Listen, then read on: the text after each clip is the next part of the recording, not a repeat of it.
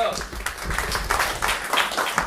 my first time I get to speak since I started Molina Insurance Group. So I wanted to say a little bit, like, we're gonna participate a little bit here. Can somebody please give me, some sort of a policy or a business? What type of, like, if you're calling for a quote, just give me any type of business.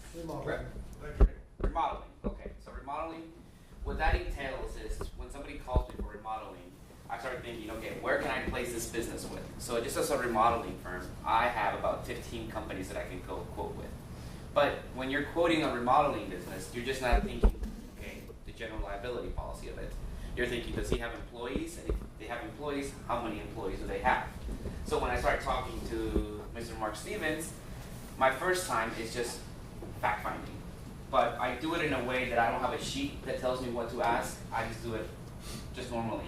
But when I'm doing it, I am constantly now thinking, if he has employees, I think of Brian Peters. If he has basically, what bank account does he have? Because I'm nosy, I'm not going to just say, hey, do you want to pay with that? I basically just go, what bank do you have? And on a scale of 1 to 10, how happy are you with them? Nobody will ever say a 10. Nobody. And if they do, they're lying to you. But from that, I go in and I talk about Michael.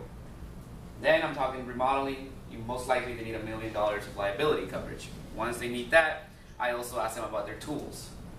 Because a lot of them have a lot of tools that cost money. So what you want to do is you want to add what is called an inland marine policy.